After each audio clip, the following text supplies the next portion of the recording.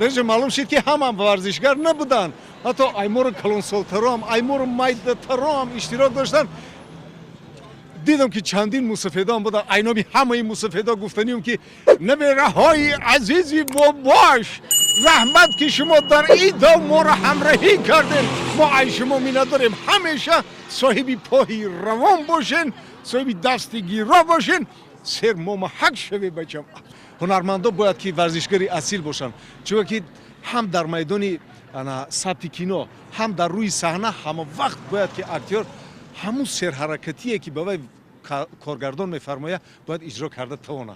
یعنی که به همه گفتنیم که همیشه با ورزش مشغول شوین، خیال نکنه که موسفیدا مشق نمیکنن. اگر ما مشق نکنیم ای کجایی خیل یعنی بردم و توانا میگردیم و بمیدی نمالک میانت نشه و میانت بردم نمیگیره بچم. ای همین دویدن نمون.